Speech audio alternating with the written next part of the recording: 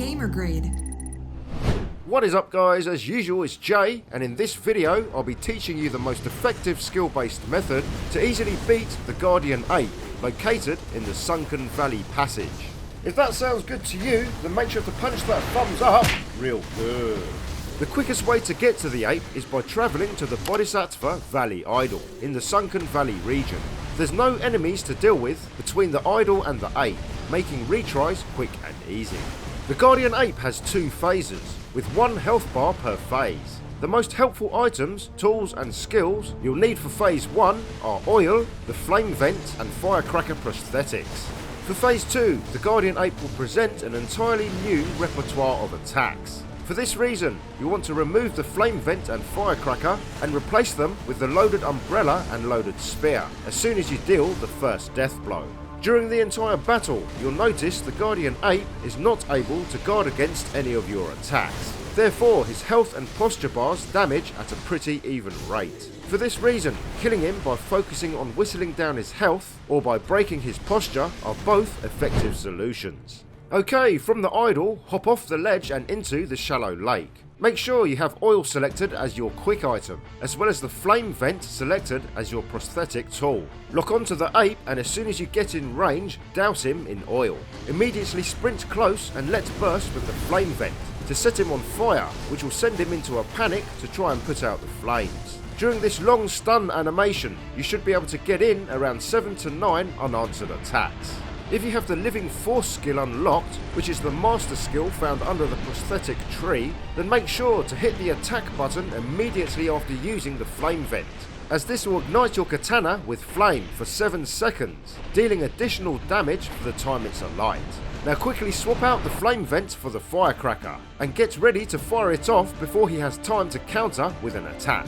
This will stun him again and allow you to reel off a further 8 to 9 unanswered blows.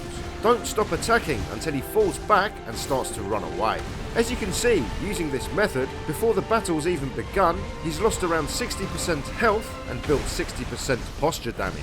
This is exactly what you want, since at 40% health, the Guardian Ape will start to exclusively use his pounce and grab Perilous Unblockable, which is easily countered.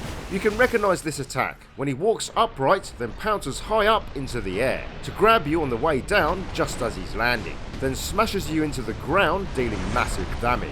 The way to counter this perilous grab is by sprinting in the opposite direction as soon as you notice him walk upright and the red kanji symbol appears. This will make sure you're out of range when he lands, missing his grab, at which point you want to run around to his flank or rear to deal 3 to 5 free hits while he's recovering from the attack. During the entire battle, you want to sprint around the arena, making good use of the large space given to you, trying to entice the ape to repeat his perilous pounce and grab as often as possible. Repeating this easy tactic alone a further 4 to 5 times will see the ape receive his first death blow. You can speed up the process by using firecrackers when you see an opening, allowing you to deal even more damage while he's stunned. A good time to do this is after he defecates into his hand, leaps into the air, then throws his dung at you. I'll call this the flying crap attack from now on. You'll know when he's about to perform the flying crap attack, as he'll reach his right hand round to his backside to grab his load, launch himself high into the air, then throw his crap at you on his way down. The best way to avoid this is by running underneath him so it completely misses you, but this only works if you're in fairly close proximity. If you're too far away when he initiates the move, then the only way to avoid damage is by jumping just before it makes contact with the ground. Either way, he'll become inactive for a couple of seconds just after landing, allowing you to quickly attack and deploy a firecracker if you're quick. Make sure to take advantage of this 2-second downtime whenever he decides to deploy his flying crap attack move. It's also worth noting he'll perform a move called Breaking Wind, where he releases a thick brown poisonous cloud from his backside. It goes without saying, make sure you're not standing near the cloud when he does this, or you'll be inflicted with poison. Immediately after Breaking Wind, he'll always perform the flying crap attack. So as soon as you notice him release the poison cloud, position yourself within range to run underneath him as soon as he leaps into the air. Having some antidote powder or the green mossy gourd to hand will reduce poison buildup by 70% for 30 seconds, as well as remove any existing poison buildup at the point of consumption. However, only the antidote powder can remove the poison status abnormality. You'll also notice at distance the grappling hook icon will occasionally appear on the sword lodged through his neck. This is a good opportunity to grapple to him, which momentarily stuns him, allowing you to perform a grappling hook attack as well as a swift standard attack after landing. Then quickly fire off the firecracker to open a window for further damage. Upon being stunned by the firecracker, the Guardian Ape will bolt upright in fright, shielding his face with his arms, and on many occasions he'll then fall forward from the shock. Make sure to sprint to his flank or rear immediately after dealing the firecracker to avoid the chance of him falling on you while you're dishing out the damage. Once you've dealt the first death blow, phase 2 will then begin, at which point you'll want to remove the flame vent and firecracker and replace them with the loaded umbrella and loaded spear. In phase 2, the Guardian Ape performs 3 Perilous unblockables, which are all easily mitigated. The first is a wide 180-degree sweep attack with his right hand, which starts from the left of the screen and finishes to the right. Simply jump this attack as soon as you notice him swoop low to his right side, placing his sword on the ground, and the red kanji symbol appears above your head. With some practice, you'll spot this sweep attack coming a mile away. The second is a highly telegraphed leaping sword sweep, where he leaps high up into the air in an upright posture. He'll then slam down into the ground and perform a 180-degree sweep on landing. You'll notice, for this attack, the kanji symbol appears at the very top of his leap, at which point you want to jump to avoid the upcoming sweep. After landing, you should be close enough to reel off 3 to 4 hits during his recovery phase. The third and final Perilous attack he performs is the terrifying Scream.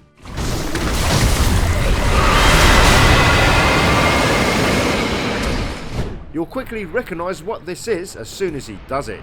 He'll swoop low from his right to his left, then hold his severed head to his neck, using it like a mask. The red kanji symbol then appears, and shortly after he lets out a high-pitched scream which massively damages vitality and inflicts terror. There are 2 ways to avoid this attack. The first is to simply sprint out of range, indicated by the white ripples on the water, as soon as you notice him swoop to attach his head. A better method is to simply deploy the loaded umbrella, which completely neutralises the attack, while allowing you to stay in close proximity, ready for a quick counter. Having some pacifying agent or the mottled purple gore to hand will halve all inflicted terror build-up for 30 seconds, as well as remove any existing terror at the point of consumption. The mottled purple gourd can be purchased for 1800 sen from the peddler near the Mibu village idol in the Ashina Depths region. He'll also perform a sliding slash attack, where he'll dive on his stomach sliding toward you, and perform a wide horizontal slash.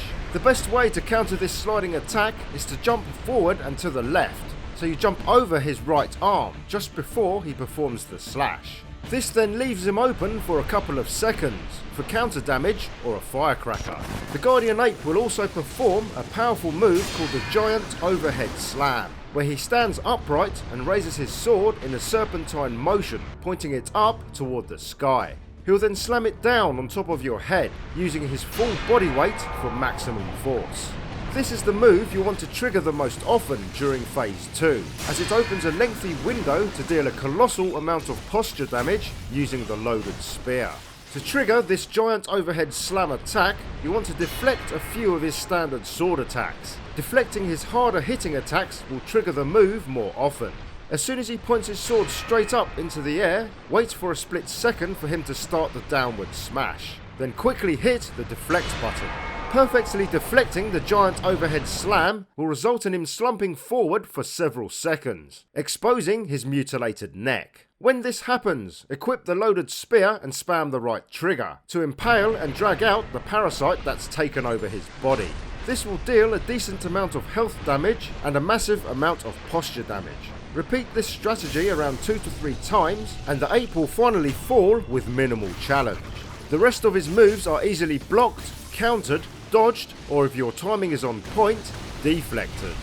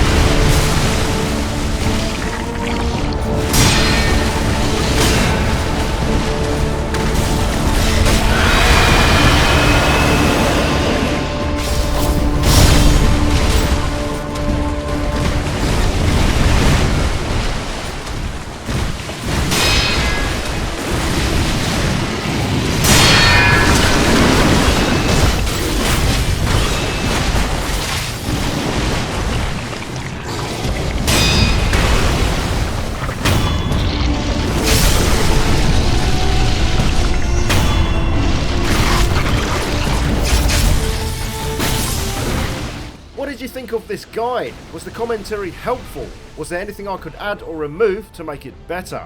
Please let me know in the comments below. If you learned a thing or two from this video, please punch that thumbs up and consider subscribing if you would like to see more content from Gamer Grade. Every like and sub helps me tremendously and will allow me to make more kick-ass videos in future. I'm Jay, peace out, and I'll see you in the next one.